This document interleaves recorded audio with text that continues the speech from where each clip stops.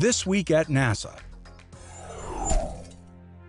Each year, NASA honors the Apollo 1, Challenger, and Columbia crews, as well as other members of the NASA family whose lives were lost in the support of the agency's mission of exploration and discovery.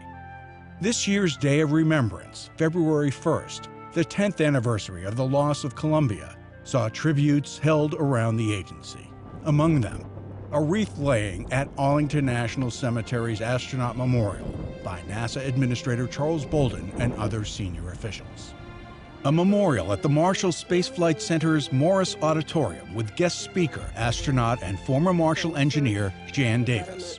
The event included a moment of silence and a candle lighting ceremony. And a wreath-laying ceremony hosted by the Astronauts Memorial Foundation, televised live on NASA television from the Space Mirror Memorial at the Kennedy Space Center Visitor Complex. For many of us gathered here in Florida today, this commemoration is not only historic, it's also very personal. We remember the Columbia crew as colleagues, as friends, as parents, and as spouses. And oftentimes, when lacking sufficient data, we make poor decisions. And that results in events like Apollo 1, Challenger, and Columbia. It's important that we pause to remember and reflect. We must do our very best to prevent something like that from ever happening again. A special memorial tribute was also featured on nasa.gov. NASA thanks these fallen heroes and the families they left behind for their sacrifices in the service of our nation and America's space program. Media touring the Kennedy Space Center's SwampWorks research laboratories also got a photo op with the Orion spacecraft inside KSC's Operations and Checkout building, where it's being prepped for Exploration Flight Test 1, scheduled for 2014. Kennedy Director Bob Cabana updated attendees on the center's continuing transformation to a multi-use government and commercial space launch complex. We have a plan. We are executing that plan, and we have made tremendous progress. We have a very positive path forward. Orion, designed to take U.S. astronauts farther into space than ever before, will be propelled by NASA's new heavy-lift space launch system. The SLS is flexible enough to launch crew and cargo spacecraft from KSC and will enable new human missions of exploration beyond low Earth orbit and across the solar system. And liftoff. The successful launch of NASA's new TDRS-K communications satellite on January 30th was also occasion for the Kennedy Space Center to host a two-day get-together for ardent users of social media. The select group of tweeps and other tech-savvy space aficionados heard from special guest speakers about NASA's continuing mission of exploration and discovery. Among them, Badri Jonas, the head of NASA's Space Communications and Navigation, or SCAN program, who outlined the role and advanced capabilities of the next-generation comm satellite.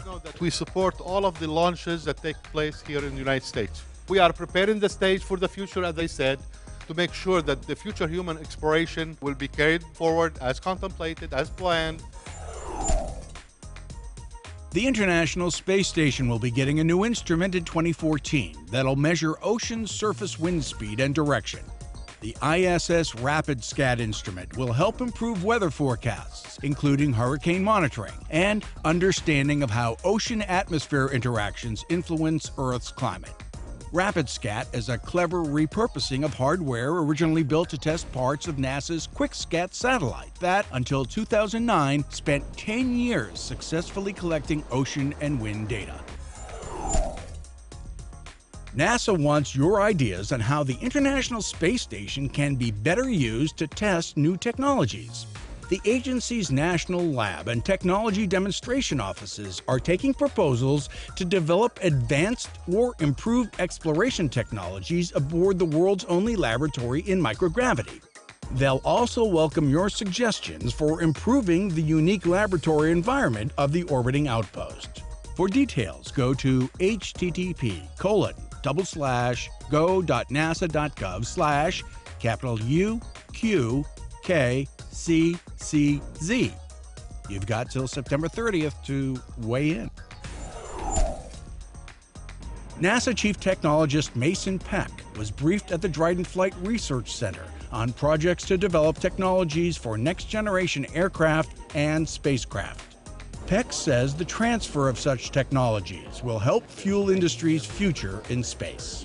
I think we're actually seeing for the first time the level of private investment in commercial space that we really haven't seen before, and that actually could indicate the start of a commercial space age. But NASA is right at the center of that. Peck also visited several NASA partners at the Mojave Air and Spaceport, including Firestar Technologies, X-Core Aerospace, and Maston Flight Systems.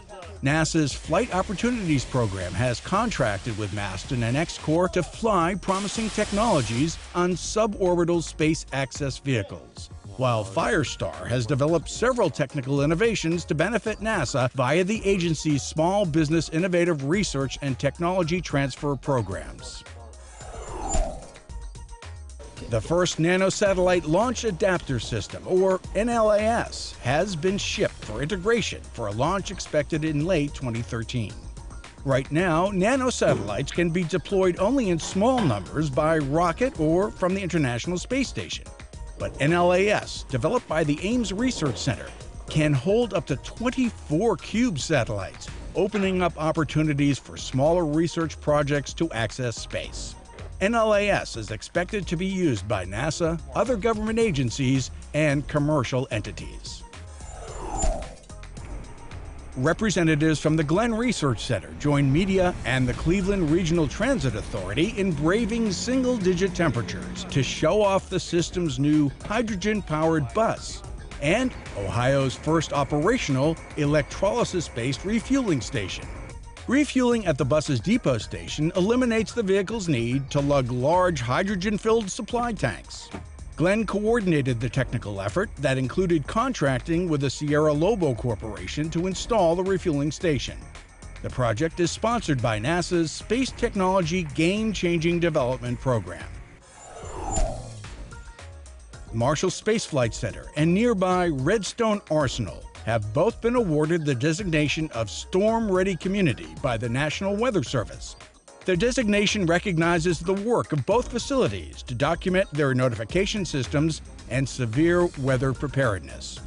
Weather Service officials were at the Arsenal to present Marshall and Redstone with their Storm Ready community signs for their welcome centers. The purpose of Storm Ready is just what it says. It's weather preparedness, safety, and awareness, and making sure that the communities are very much prepared for significant weather events that impact the area. This is a great way to recognize all the hard work that's gone into this, to our facility, to be able to ensure that we have the best possible protection available for our employees. Marshall is only the second federal location in Alabama to receive the Storm Ready designation.